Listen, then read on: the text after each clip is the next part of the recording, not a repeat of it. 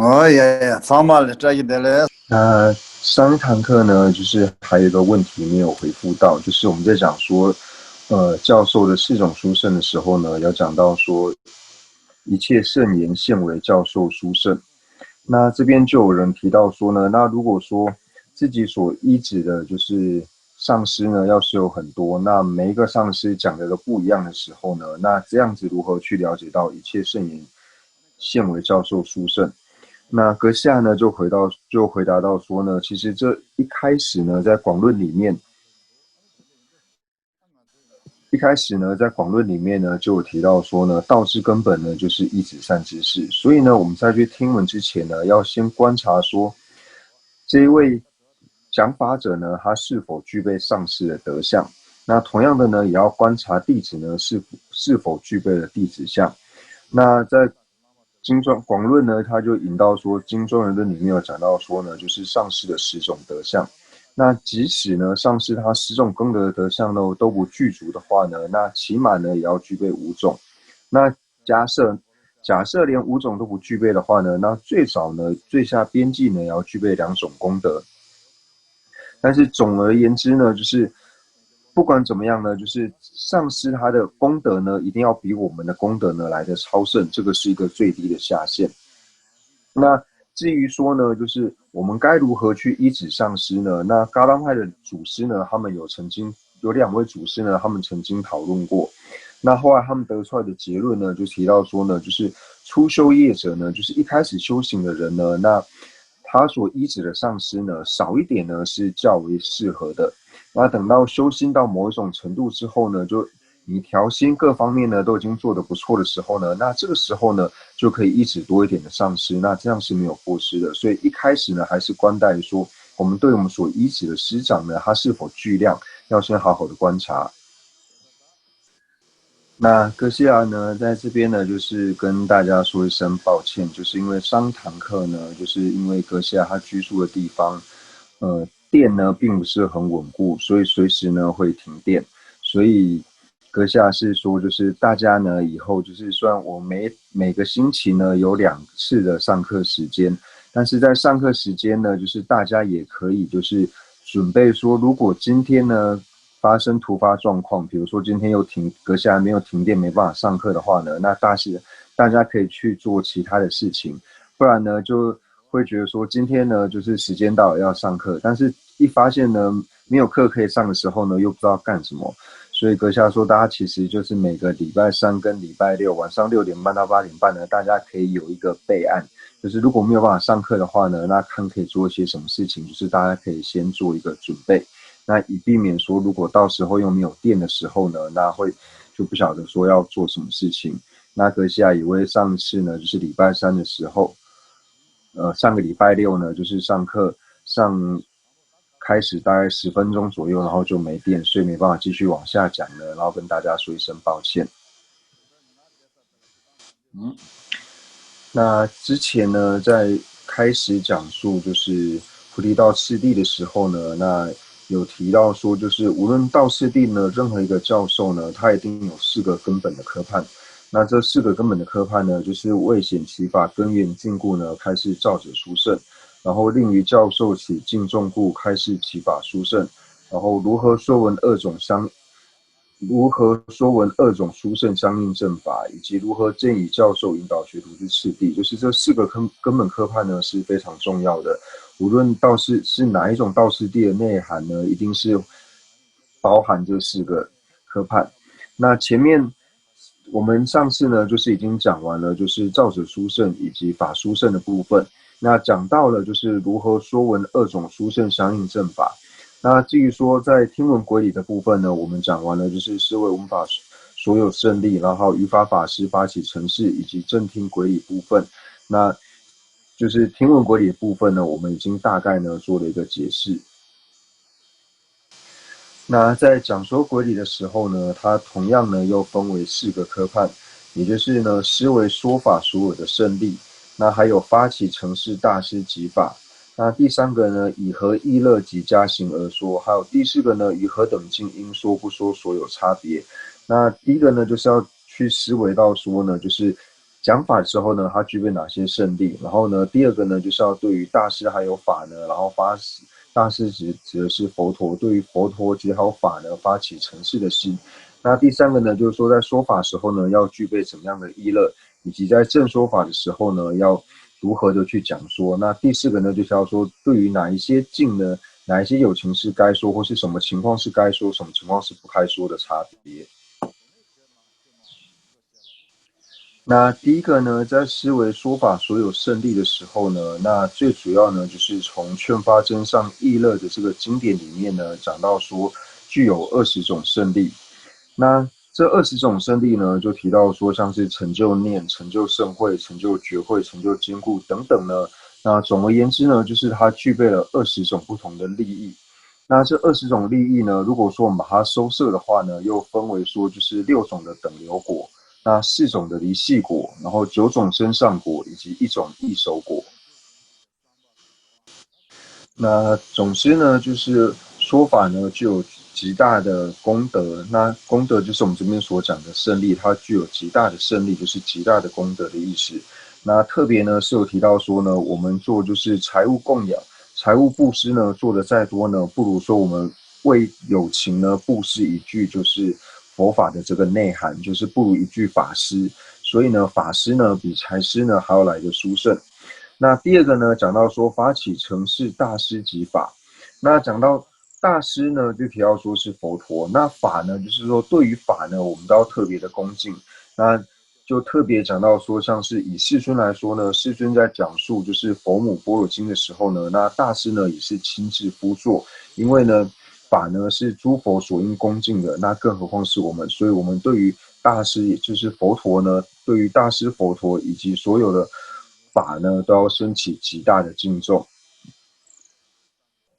那接下来呢，就是讲到说以和意乐加行而说，就是在说法时候呢，要具备怎样的动机来讲述佛法。那这边呢，就提到说，在讲述佛法的时候呢，不能升起这种对法呢紧领的心，以及同样呢，也不可以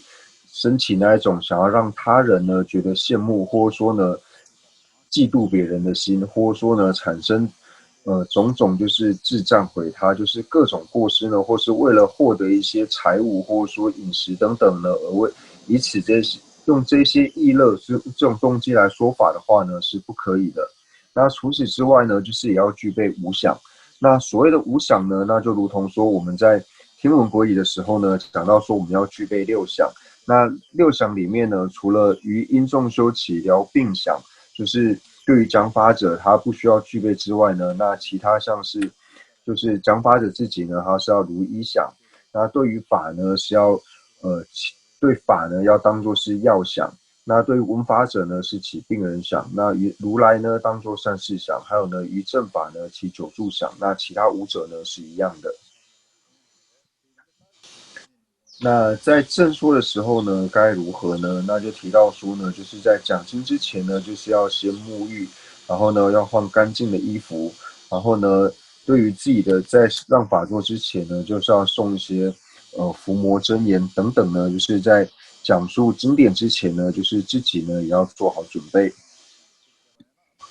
那第4个科判呢，就讲到说，于何等境应说不说所有差别，就是对于什么样的对象呢可以讲法，那什么样的状况之下呢不应该讲法。那就如同呢，在毗奈耶经里面呢，就提到说未请不应说，就提到说呢，如果弟子没有劝请，就是祈请上师讲法的话呢，那上师呢是不能够为其讲述佛法。但是呢，也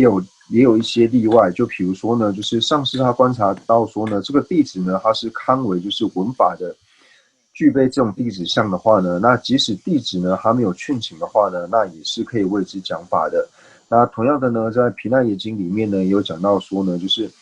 站立的呢不应该为坐的人呢讲法，那同样的呢，坐的人呢不应该为躺着的人讲法，或者说呢，法座比较低的人呢不应该为坐在比较高处的人讲法。那总之呢，就是在毗奈耶经里面呢，有讲述到就是一些说法的时候呢，应该注意的一些情况，就是哪些情况之下呢，不应该为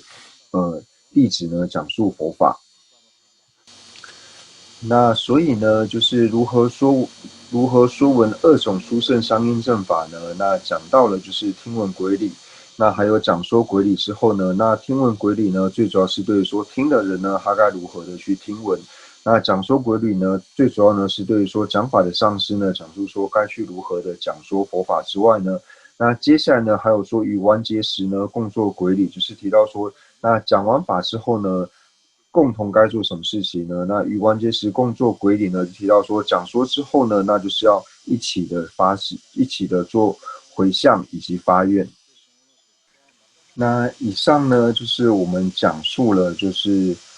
广论的4个根本科判里面的前3者。那接下来呢，就是讲到说如何正以教授呢引导学徒之次第。那我们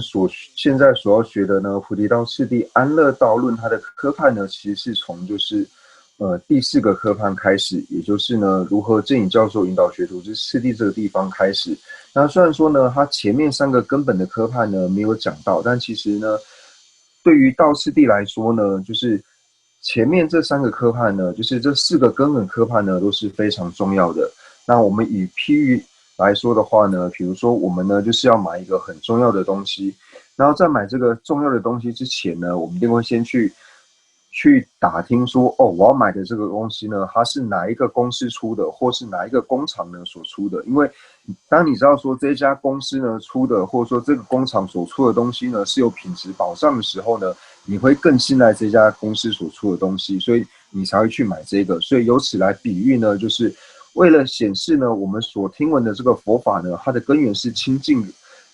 的缘故呢，所以要开示造者殊胜。那造者殊胜所讲述的呢，就是从世尊开始呢，然后一直到这个著作者之间呢，就是所有的传承呢是辗转相传而来，然后一个接着一个，所以它的传承呢是清净无错谬的这种传承。所以第一个呢，就想知道说，就是为了表示我们学的这个法的根源呢是清净的缘故，所以讲到造者殊胜。那也就是比如说，我们先了解到说，我要买的这个东西呢，它是从哪个公司或是哪个工厂呢所出的。那第二个呢，讲到说，令于教授起敬重故，开示其法殊胜。那就比如说呢，我买的这个很重要的东西呢，比如说以一台车子来说好了，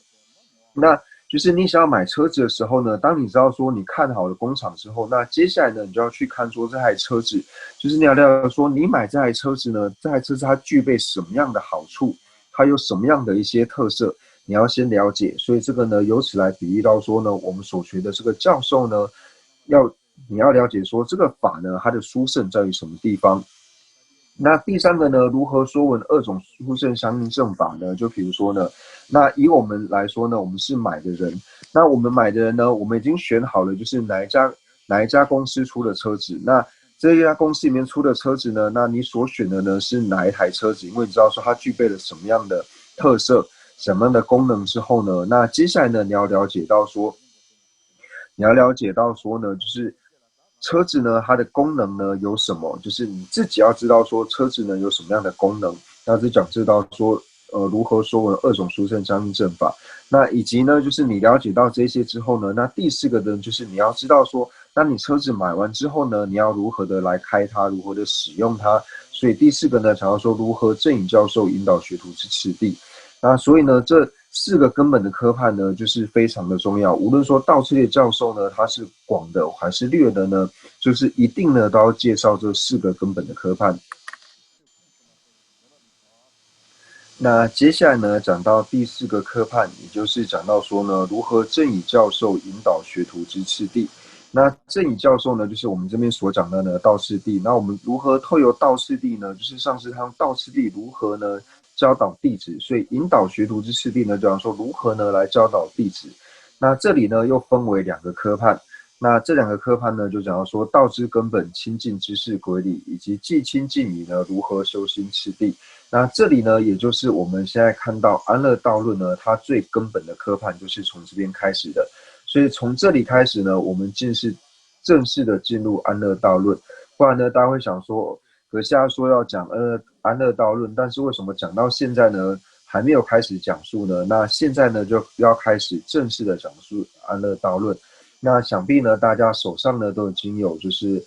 安乐道论的这个教授，那大家呢可以边看。那阁下说他会先就是边念诵经文，边念诵这个安乐道论，然后呢尽他的所能呢，然后来为大家做讲解。那我们这里呢就看到就是安乐菩提道次第安乐道论，就从第5页的地方呢开始。那这边呢讲到说，一切时敬礼与能仁金刚持佛无二无别至尊上师净莲珠，祈愿慈悲随摄受。那这一句话呢，最主要呢是提到了就是归敬颂以及说祈请的地方。那就提到说呢，一切时呢就提到说，无论呢在任何的时候呢，那我们都要去顶礼呢，就是和能仁金刚持佛者，就是导师释迦世尊，就是敬礼和导师释迦世尊呢无二无别的上师。所以这方面呢，在讲述到敬礼的时候呢，提到是归敬，然后呢，祈愿慈悲摄受之祈请呢，就是上师以及导师释迦世尊呢，能够慈悲的摄受我们。那这边呢是属于祈请的部分，所以在这一句话里面呢，包含了归敬颂以及祈请。那接下来呢，讲到说，此中所展示的是引领一个具足善根行者往诣佛地的方便，菩提道次第甚深教授。那这边呢，就提到说具足善根行者，为什么讲到说具足善根行者呢？就是比方说我们学习的人呢，能够从这个教授里面呢，就是学习到如何获得解脱以及一切骗智的缘故呢，所以讲到说是具足善根者。具足善根呢，就是可以透由这个方便呢，去往解脱或是去往一切骗智。那这个教授的内涵呢有2个。那我们一般呢在讲述教授的时候呢，其实教授呢还有分为6种不同的教授。那第一种呢就是提到我们说龙的这种教授，就是传龙，就是口传的这种教授。那第2个呢就像是上师，就像是学生在上课的这一种教学的方式呢，那这是第2种。那第3种呢就是加以解释的这种方式做解释。那第4个呢就是透由经验的方法呢来做教授。那还有说像是口授，以及说像是经验引导，就是总之呢，就是教授里面呢分为6种不同的教授。那我们先呢讲述说有6种不同的教授。那第一个呢就是像是上课，就是我们像在学校上课这种教授的方式呢，那在藏文里面有讲到说，他就说手指教授，就像是手把手教的这种教授。那我们现在上课呢，就比较类似这种方式，就是透由文义的解释呢，然后来做教授。那这种所谓的手指教授呢，或是上课的这种类似上课的这种教授方式呢，它不是属于口传教授，然后呢，也不属于解释教授。因为呢，凡是口传教授或者说所谓的解释教授的话呢，它是要有就是传承的，就是一个一个上师的口传，就是你要获得之前的上师的口传之后呢，你才能够传授像是口传教授或是解释教授。那所以我们这边所讲的这种手指教授呢，就是光解释意涵的这种呢，它是不具备就是这种传承的这种教授的。那这是第一种呢，就是所讲的，就是手把手呢解释意思的这一种呢，像是讲是像是手指教授，或者说像是我们讲的，就是教经论的这种经论的教授。那所谓的口传教授呢，口传教授就是我们一般讲到说我们得到了龙的这种教授。那所谓的龙呢，就是你透由上师口传这个教授呢，你完全透由耳朵听到的这种呢，叫做口传教授。那第3个呢，解释教授呢，解释教授的意思就是说，虽然呢他没有获得就是口授的这种传承，但是他获得了就是整本经论这种解释的这种传承，就是完全对于这个经论的解释呢，就是解释方面的这个传承他是有获得，但是他并没有换得口传教授的这种传承呢，称之为是解释教授。那所以呢，第一个呢手指教授，那第2个呢口传教授，以及第3种呢解释教授。那第4个呢，就是其实第4个、第5个、第6个呢，中文在翻的时候呢，都比较类似，像是经验教授。那其中有差别的呢，就是第1种经验教授呢，是提到说，就是上师他本身呢升起了道次第的觉受之后，他本身已经经过实修，升起道次第之后呢，那他把他自己实修的这个经验呢，告诉给弟子呢，这是第4种经验教授。那在藏文呢叫做两气，这是第4个呢，藏文叫做两气。那第5个呢叫做扭气。那扭气呢，就是它不仅仅是上师他本身呢升起了道次第的教授，而且呢，他会让弟子呢也想办法升起就是道次第的觉受。就是比如说以一开始的科判来说呢，弟子他对这个科判的觉受没有升起之前呢，上师呢是不会往下继续做教授的。那这种是第5个经验教授，叫做扭气。那第6个呢叫做妈气。妈气的意思就是赤裸裸的教授，就有一点像说呢，我们就是像学解剖学的时候呢，然后把这个大体呢直接剖开，然后剖开以后呢，直接展示所有的就是这些脏器呢在什么地方，然后直接做这种最快速、最鲜明这种解释。那这种呢也是一种就是经验教授，就是把所有一切呢，就是上师所有的这种方式呢，然后用像是加持的方式，让弟子能够直接快速的了解呢，叫做就是第6个呢妈气。那这个呢，这3者在中文翻呢，大部分都是翻作经验教授，不过说就是方式有不同。第4个是就是上师升起觉受之后呢，告诉弟子。那第5个呢，就是除了上师有觉受呢，也要求弟子能够升起觉受。那第6个呢，就是用最快速的方式，能够帮助弟子升起正德的这种方法。那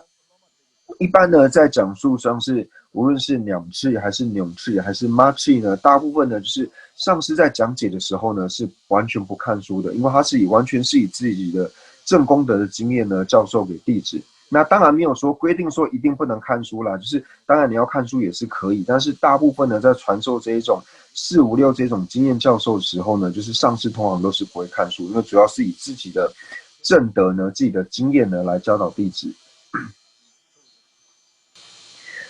那就是呢，在藏文里面呢，就是菩提道次第安乐道论呢，它实际讲说，菩提道次第就是赤裸教授安乐道论，就是我们讲的第6个，就是它是属于那种赤裸裸的这种教授的方式。那可惜是说呢，不过呢，我们现在讲述的呢，并不是以这种妈气的方式来做讲解，我们就是纯粹呢是以这种手把手呢，然后以解释呢作为最主要这种讲授方式，而不是以经验教授呢作为主要的。那接下来呢，我们就继续看到呢，就是菩提道次第深正教授的内涵呢有2。那第1个呢提到说道之根本依师轨理，那第2个呢即依师以如何修心次第。那道的根本呢依师轨理呢，它又分为2个科判，那就是分为呢第1个坐上修持和如何修持之理，那以及第2个呢坐下修持如何行持之理。那其实呢，就是无论是坐上修或是坐下修呢，我们是可以把一切所有的教授呢都收摄在坐上修以及坐下修。那所谓的坐上修呢，就是我们在正修的时候呢，该如何的去行持。那坐下修呢，指的就是说，在我们未修的中间，就是没有在修的时候呢，该如何的去行持。所以说，一切广论它的一切道次第所有的教授，或者说我们所有一切的修行呢，或者说我们一生所有的行为呢，其实都可以含摄在坐上修以及坐下修，就是正修和未修之间。那接下来呢，就是在坐上修的时候呢，就是在正修的时候呢，应该如何行持呢？又分为3种，就是前行、正行以及后行，或是一般我们所说的结行。那首先呢，前行的部分呢，就是前行的时候，我们会说到所谓的加行6法。那这个科判呢，是所有一切道次第呢，全部都服顺这个科判，就是从一开始呢，道之根本呢，依师轨理，一直到最后面呢，奢摩他毗婆舍那，就是止观的部分、止住修以及胜观的这些部分呢，那同样呢，都是可以分为就是坐上修以及坐间修呢该如何行持。那同样的呢，坐上修呢，它全部呢也都可以分为就是前行、正行还有结行这3种。那前行呢，讲到说就是所谓的加行6法。那在安乐道论里面呢，它是从加行6法里面的呢第3法开始讲述。那其实呢，在这个第3法呢，就是这里所讲到的，首先前行呢，于适意随顺处的安乐座上，具8支法座或尽可能安坐后呢，善于观照自心，在具足特别善心之上呢，然后做观想。那这个呢，它是在加行6法里面呢，属于第3法。那其实呢，在这个第3法之前呢，还有2个，就是还有2个加行。那第1个加行呢，就是讲到说呢，就是要洒扫所住所处，然后庄严安布生与意象，这是第一个加行。那第二个呢，就是由五产黄球珠共聚，端正陈设。那这是第二个加行，就是在还没做第三个加行之前呢，第一个加行跟第二个加行呢要先完成。那在做加行六法之前呢，就是同样的呢，我们要先就是清净我们的意乐。那我们如何来清净我们的意乐呢？就是先去思维说，就是我从获得今生呢，获得暇满人生呢，到现在呢，已经过了很多年。那在这之前呢，其实我大部分呢都是为了填饱我自己的肚子，或者说为了我所有的这些生活的上的受用呢，在努力之外，并没有呢学习任何的佛法。乃至于说呢，我并没有做到任何能够利益到我来生的这些事情。那我获得了这个暇满人生呢，假使呢就这样浪费的话呢，那实在是很可惜。那所以呢，从这边去思维呢，那就想到说，那我从现在开始呢，那我好好的学习道次第。那我学习道次第呢，其实不仅仅呢，只是为了我的来生，为了让我的来生呢能够过得更好。我学习道次第最主要的目的呢，是希望说所有的有情呢，和我一样受苦的这些有情呢，他们呢也能够和我一样，就是呢，对于菩提道次第呢，能够种下一个习气，而且呢，不仅仅是因为在菩提道次第能够种下一个习气，而且我们能够种下习气最主要的因缘呢，是来自于说上师还有三宝的这些恩德。那为了回报上师以及三宝的恩德，该如何的回报呢？就是上师和三宝呢，他们所做的呢，就是为了利益一切的有情。所以我今天呢，有幸听闻菩提道次第呢，那我要将我所听闻的这些呢，就如同上师三宝一样呢，然后来利益所有的一切的有情。而且呢，因为我们知道说死无常的缘故，无常不知道什么时候会到来，所以呢，我要尽我的余生呢，努力的呢，好好的修持道次第，然后呢，以此呢来报佛陀以及来报三宝以及上师的恩德。那所以，那报恩最好的方式呢，就是升起一个为了利益一切有情呢，那我要成就正等正觉的这个菩提心。因为呢，我知道说我想要利益一切的有情，但是呢，我虽然想要利益一切有情，但是呢，我并不具备这样的能力。然后观察之后呢，发现唯有呢成佛之后才具备这样子的能力，所以发起一个为利有情愿成佛的菩提心。那我想要升起菩提心之前呢，那就要在我这边，就是我现在所观修道次第的这个房间，或者说佛堂，或者说在任何呢你观修道次第或是学习道次第的这个地方呢，那我们要将一切呢，就是佛陀的身语意象呢，当作是真正的佛，乃至于说呢，我们要观想呢，就是引请十方三世一切的诸佛呢到此。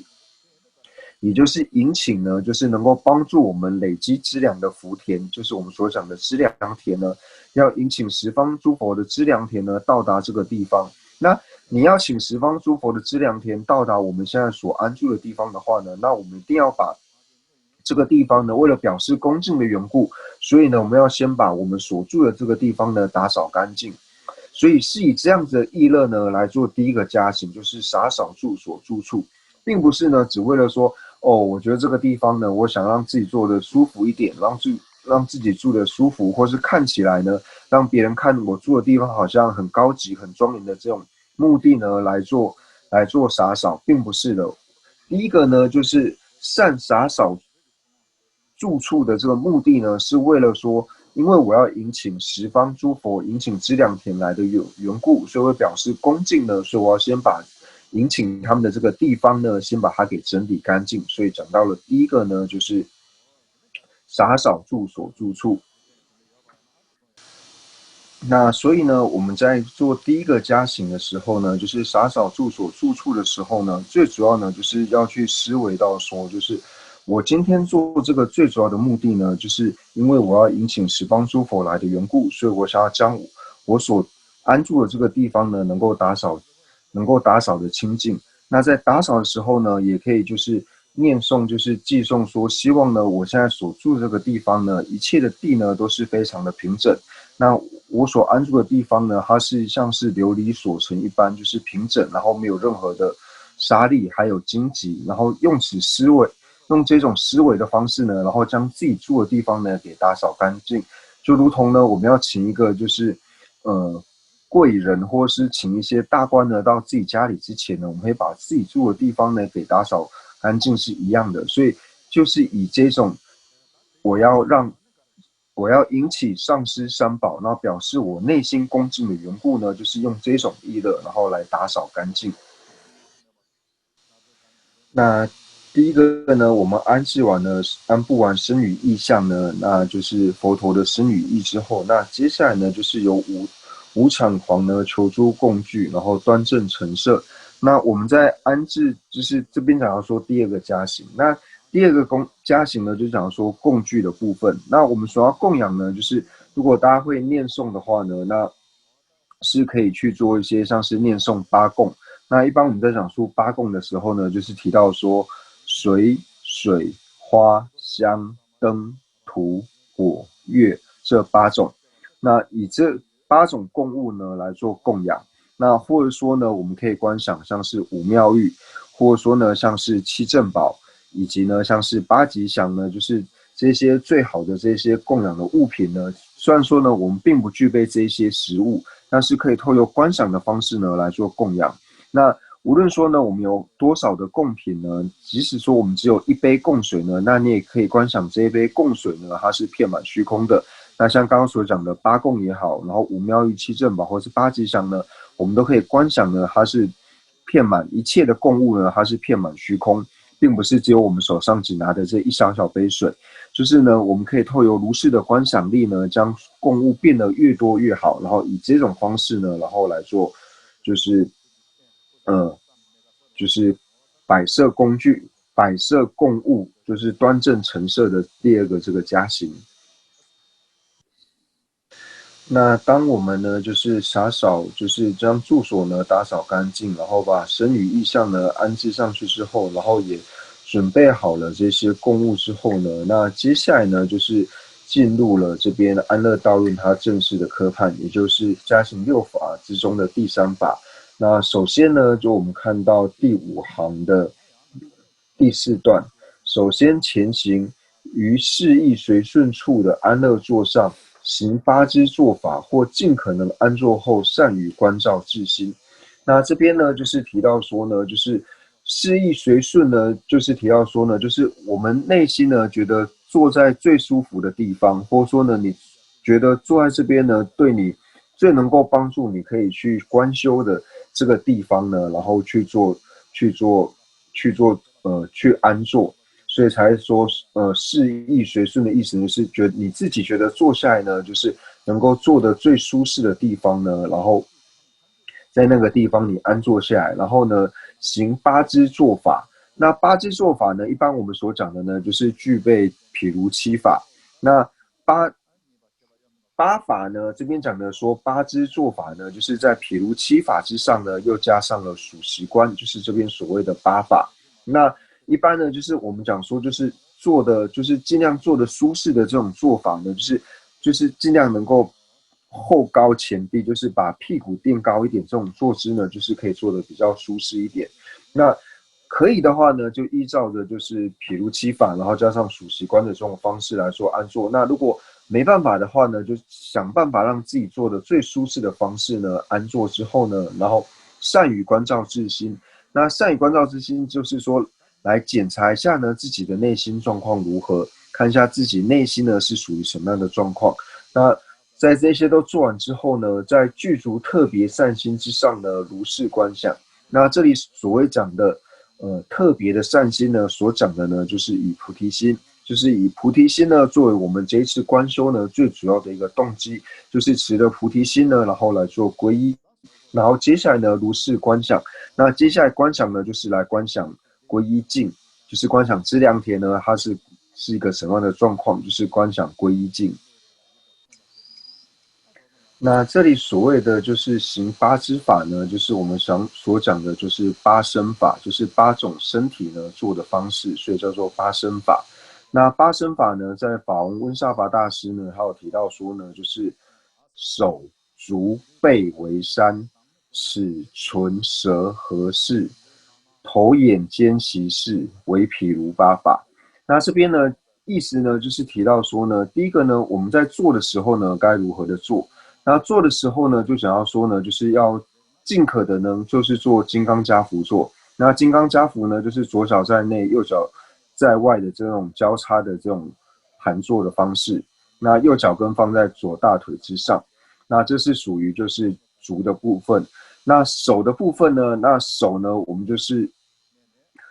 手的时候呢，就是结定印。那结定印的时候呢，就是讲到说呢，就是左手在下，然后右手在上，然后大拇指呢相抵的这种方式呢，就是二手结定印。那第三个呢，就是讲到说，就是腰的部分，就是我们讲的背，或者说腰的部分，就是我们的背呢要挺直。为什么说背要挺直呢？因为当我们背挺直的时候呢，你身体就直。那你身体直的时候呢，你身体里面的脉呢它就直。那脉直的时候呢，它里面的风自然就会顺。那风顺的时候呢，那我们的心呢就能够堪能，就是你去行任何善行的时候呢，不会这么容易累。所以呢，这边就提到说呢，就是一开始呢，手足背为三呢，就提到说这三种方式做的方法。那第二个呢，那接下来提到说呢，就是牙齿、唇、舌。那牙齿、唇、舌的这个呢，就是合起来呢做第四种。那关于牙齿呢、唇呢，还有舌头的姿势呢，就是我们就是嘴巴呢就是放轻松，然后呢把舌头呢顶在上颚之上，舌头顶在上颚之上。那为什么要这样做呢？就是当舌头顶在上颚的时候呢，就会避免我们久坐的时候呢会口渴，或者说呢在我们入定的时候呢，有可能口水会滴出来的缘故，所以呢要把舌头呢顶在上颚之上。那最后呢，就提到接下来呢就提到说，那我们的眼睛呢该如何的做呢？那眼睛呢就是看着就是眼观鼻，就是眼睛呢看着鼻子。当我们眼睛看着鼻子的时候呢，它就可以帮助我们不那么容易的升起沉默或者是吊举。因为呢，如果有一些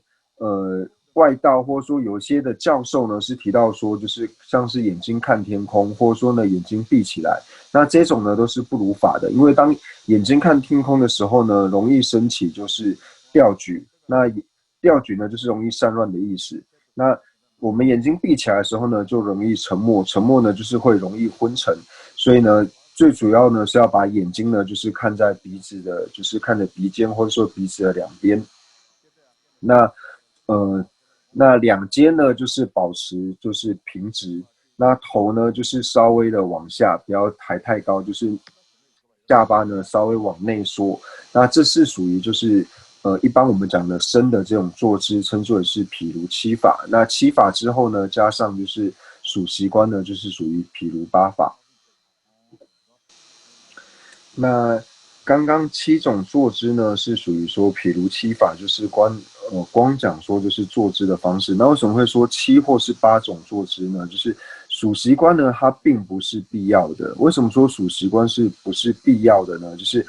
我们要什么做数息观呢？就是这个就是要我们在正修的当下呢，当我们升起了烦恼或是不善心的时候呢，因为升起烦恼跟不善心的时候呢，我们的心呢就没有办法快速的去入于善心的缘故，所以为了习除这个烦恼或是习除这一种不善心呢，才要来做数息观，所以它并不是必要的。因为如果说我们坐下的这个当下呢，没有升起烦恼或是没有散乱的时候呢，其实不需要去做数息观。那做数息观的时候呢，还有一种想法，还有一种说法呢，就是叫做气调伏。为什么叫做气调伏呢？就是讲说我们呼吸这个气，就是调伏呢这个气的缘故，所以叫做气调伏。那气调伏的方式呢有很多种，但是总结的来说呢，就是一开始呢，就是如果我们要做数息观的时候呢，一开始就是很用力的吸气，很用力的吸气以后呢，然后慢慢的呼出。然后这样子做3次，就是用力的吸，然后慢慢的呼，用力的吸，然后慢慢的呼。然后3次以后呢，那我们就观想呢，就是从我们的右边呢，右鼻孔呢吸进去，然后左鼻孔呢呼出来，然后这样子做3次。然后3次以后呢，换成从左鼻孔呢吸进去，然后右鼻孔呢呼出来，就是这样子的方式。那就是我们在边做这种呼吸的时候呢，那内心呢就是边去算，就是第一次呢用力吸，然后用力，然后慢慢呼的时候呢，1次、2次、3次，然后第二个呢就是观想说，我们吸气的时候呢，从右鼻孔吸进去，然后左鼻孔呼出来，然后完成这样1次呢，就观想1，然后2、3，就是用观想的方式。那因为一开始我们的心是在烦恼或者说在散乱的状态，但是当你的心呢，就是专注在这个呼吸的时候呢，那你这种不善心还有这种烦恼或是散乱的心，它自然而然呢就会慢慢的消除。所以透过这种方式呢，就是让我们的心能够定下来，所以才要做数息观。那我们呢，就是在做气调伏的时候呢，也可以配合就是如是的观想，就是呢，我们在呼气的时候呢，可以观想我们心绪里面所有一切的烦恼，还有所有的非理作意呢，都如同像是黑雾一样。然后我们呼气的时候呢，就把这个黑雾呢，就是从鼻孔呢，然后呼出以后呢，然后它就消散在空中。那我们在吸气的时候呢，就观想十方所有诸佛的加持呢，就化成一道白光。那在我们吸气的时候呢，就把这个白光呢，然后吸入到自己的体内，然后观想呢自己获得了就是十方三世一切诸佛的加持。那透用这种方式呢，就是来做观想呢也是可以的，就是配合这种方式来做我们刚刚所讲的这种气调伏呢也是可以的。那如果说呢，就是一开始呢，就是我们烦恼很炽盛，或者说呢，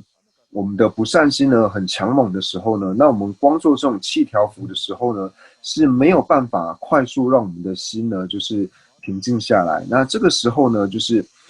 是我们在就是加上就是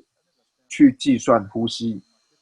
那计算呼吸的时候呢，就是一呼一吸呢，就是一个循环，就算做1次。那这样看像是做7次或是21次。那我们在数数的时候呢，就是不要用手或是念珠呢去计数，最主要是就是用心去计数，就是你这样吸1次吐1次气的时候呢是1，然后这样到7的时候呢，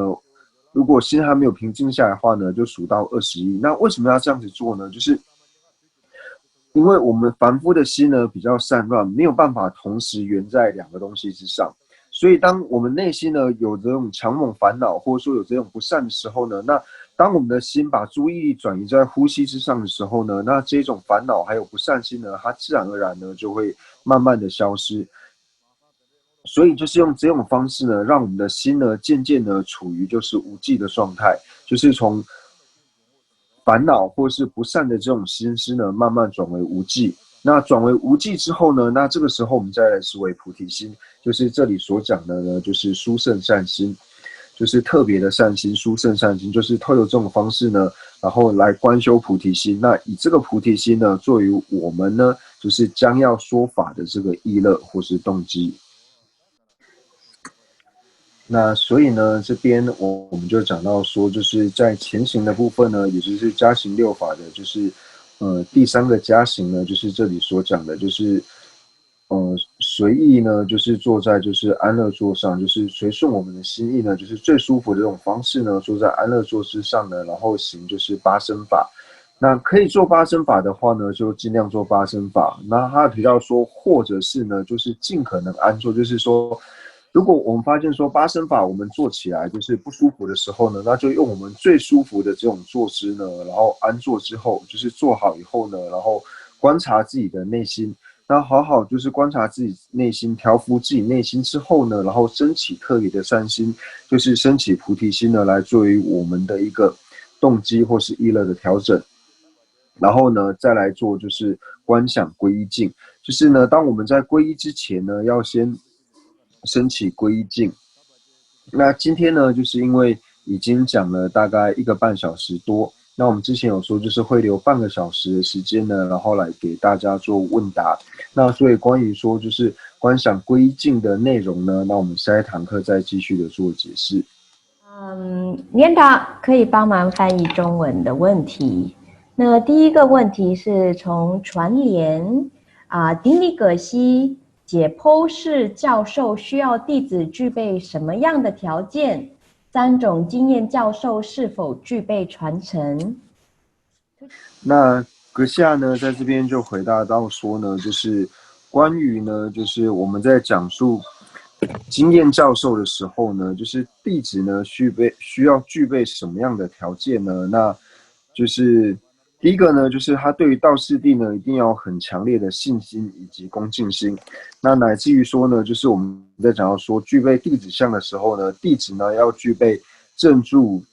聚会、希求呢这3种条件。就是在400论里面呢有提到说呢，就是说正住、聚会、希求为文器。那其实呢，就是在讲说，无论说像是解剖师教授，或者说这种呢，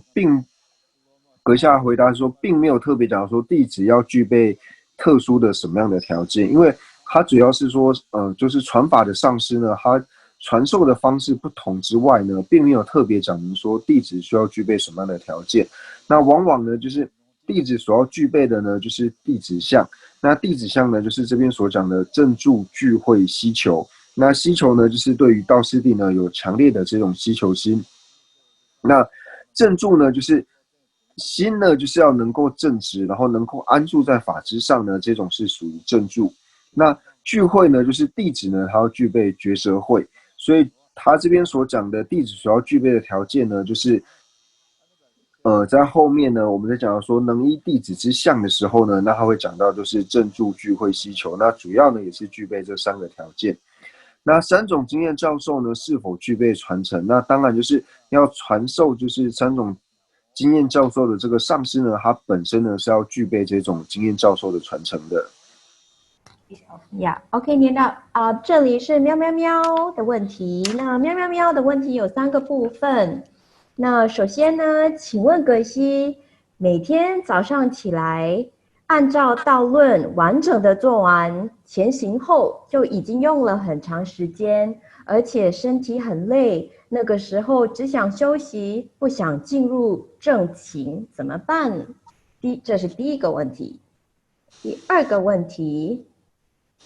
请问葛西，现在有意乐、观想、坐姿、呼吸等全方位的内容需要注意。那对于我们初学者而言，没有办法一下子就全部的做到完的话呢，最开始应该按照顺序的逐一修习，还是逐次练习呢？这是第2个问题。第3个问题，请问葛西，虽然理解文字的意思，但真正自己观想的时候，不确定观想是否正确，总觉得画面有点假，怎么办呢？谢谢 ，Thank you， 念长 and 继续啦。那这边呢，第一个问题呢，就是格西拉回复到说呢，第一个问题就是说，就是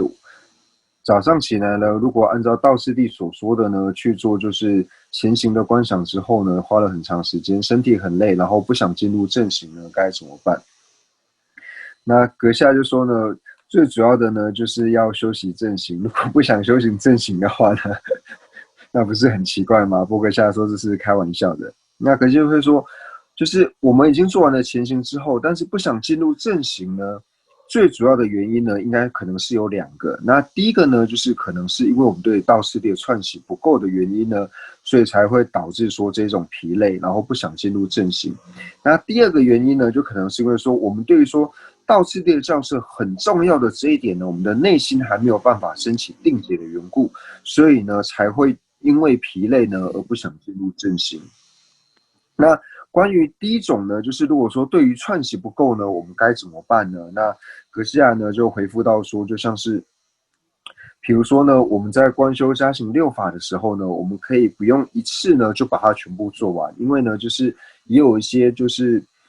人他在做就是道次第的观修的时候呢，他光加行6法呢，他就先花了3个月或是6个月的时间呢，就是专门在做加行6法。那可能第1天的时候呢，他做第1个加行，第2天做第3个加行。那1个礼拜结束之后呢，他就结束了6个加行，然后才进入正行。然后接下来下一个礼拜呢，又开始回复，就是第1天呢做第1个加行，第2天做第2个加行，然后到第7天呢再进入正行。然后可能这样经过3个月或是6个月之后呢，让他的心能够对于说一而再再而三的串习这一些加行法之后呢，那他自然而然呢会变得熟练。那等到他熟练之后呢，他就可以把这些时间呢慢慢的变短。那最后呢，他就可以在一座里面呢，就是具备了所有的家行以及前行。那这就是关于说串习不够呢，我们该如何去解决的这种方式。那因为呢，在道次第里面呢，有讲述到说呢，就是在陆行论里面有讲到说，久习未成易，此事定非有。就是你经由长久串习之后呢，它不会变得容易的事情呢，这种事情是不会发生的。你只要经过长久的串习之后呢，你自然而然这件事情，它对你来说，它就会变得比较容易。所以一开始的时候呢，我们在做加行法的时候呢，不用急。可以花3个月或是6个月的时间呢，然后慢慢的让我们对于加行法能够越来越熟练，然后呢再开始正修的部分。那这是关于第一个，就是对于串习不够呢我们的做法。那第二个呢，就是对于说，如果说对于道次第呢，他的教授很重要的这一点呢，那可能是我们自己还没有升起定解的时候呢，那这个时候我们就要先去思维说，道次第呢，它到底是哪里在珍贵？它珍贵的地方呢是什么？它珍贵的地方呢，到底是什么地方珍贵？然后透由这个地方呢，让内心呢能够真正的对于道次第，对我们来说是非常重要的一件事情呢，一定要升起定解。因为你唯有真的相信它对你来说是很重要的一件事情的时候呢，你才有可能付出你的全心全力呢去做这件事情。所以这边讲到说，如果说我们是因为说，对于道次第对我们来说很重要的这一点尚未升起决断的时候呢，那你一定呢要先去观修为什么菩提道次第对我们来说是很重要的一件事情。菩提道次第为什么珍贵的事呢？我们一定要先想清楚。那这是关于第一个问题的回复。那第二个问题呢，就是这边讲到说，就是我们要先调整意乐，然后又讲到说要观想，要做属习观。那对于初学者呢，我们要怎么做呢会比较好？那这个问题呢，其实就在第一个问题回复的时候呢，就一并回答了。就是我们一开始的时候，我们可以先把就是加行6法呢，就是你把时间先拉长，就是花3个月或是6个月的时间呢，然后来逐一的习惯它。那等你习惯的时候呢，你自然去观修的速度呢会越来越快。那第三个呢，就讲到说我们理解意识呢，但是在观修的时候呢，却不是很清楚。那这个呢，就是对于我们初修者来说呢，这个是有可能的，就是我们有可能对于一开始的意识呢，就是好像已经理解意识，但是观修的时候呢，并不那么清晰，这是有可能的。那第二个呢，就是可能是因为我们本身业障重的关系，因为呢，至尊文殊呢在教导宗喀巴大师的时候呢，就有提到说我们要如何成就的3种因缘。那如何获得成就的3种因缘呢？第一个呢，就讲到说呢，就是我们要净除一切的违缘，然后呢，具备一切的顺缘，就讲到说尽最极致的地方，就是我们要透由尽最极致呢，然后来净除我们的违缘，然后呢，具备我们的善缘。那第二个呢，就是讲到说，我们对于上师和本尊呢，要做无二无别的观想，要把上师和本尊呢观想成是没有任何的差别，然后透过这种方式呢，来祈请上师本尊的加持。那第三个呢，就是去观修我们的所缘形象，透过这3种方式呢，可以帮助我们成就的因缘，就是这3者，就是第一个尽最极致，第二个对上师和本尊呢做无二无别的祈请，然后第三个呢就是观修我们的所缘形象。那以上呢就是关于这3个问题的回复。那刚刚对于第一个问题呢，就是关于说弟子要具备什么样的条件呢？那刚阁下是有想要说，就是弟子相呢，其实要具备，就是我们在讲弟子相的时候呢，其实又分为就是上等、中等还有下等。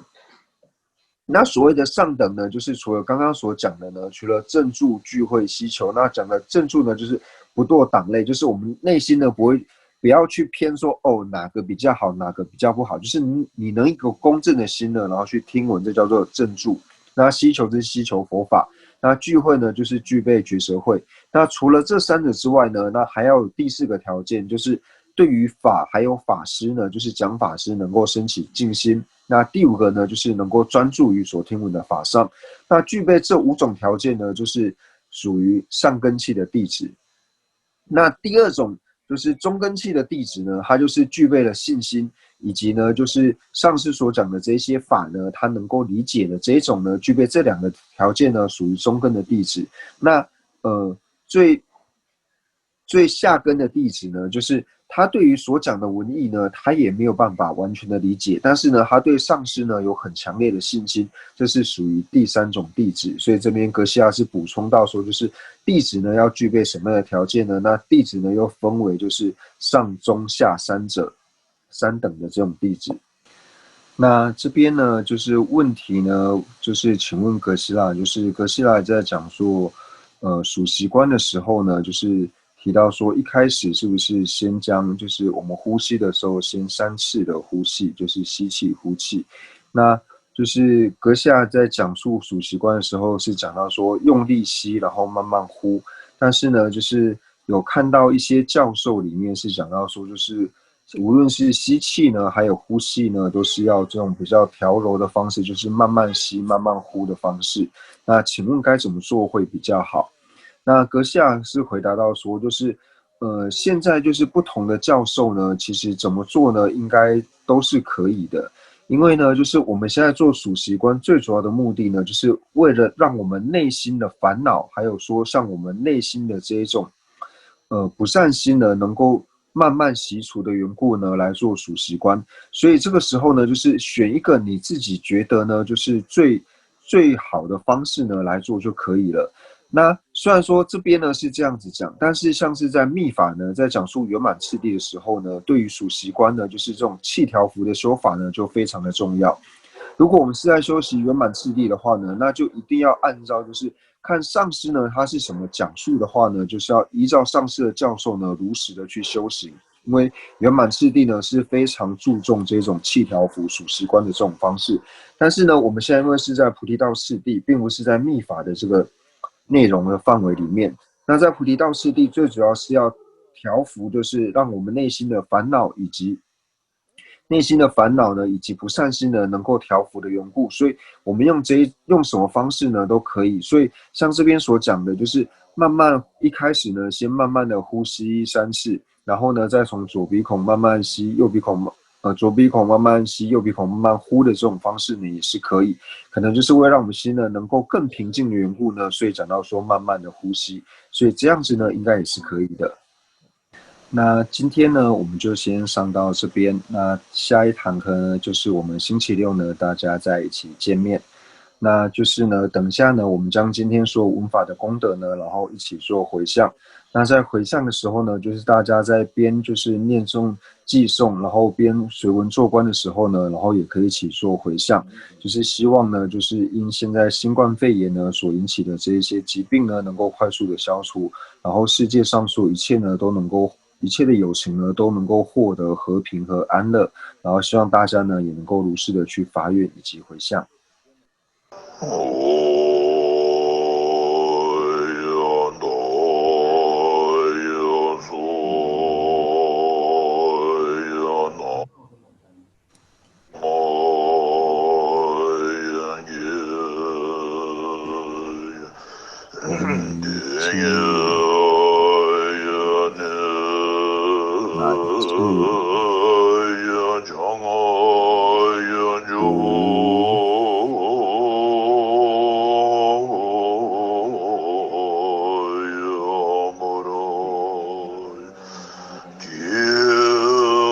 第二句。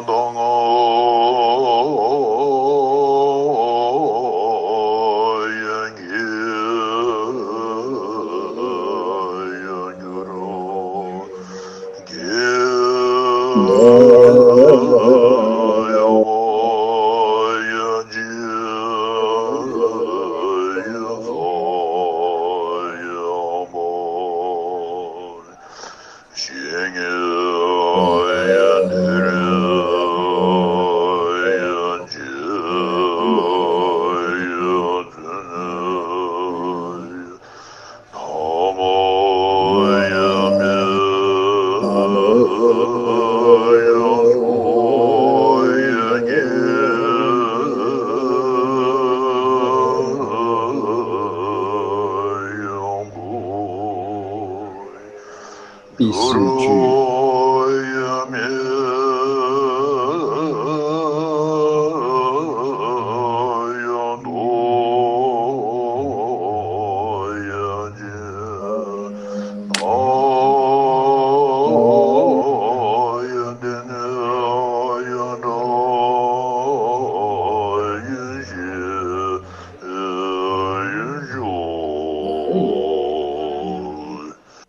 下一个寄送。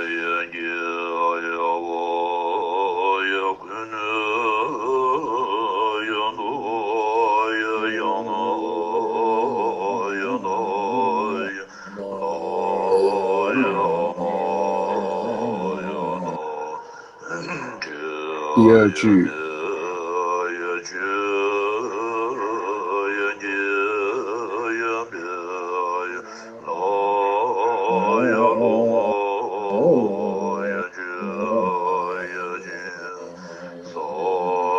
第三句。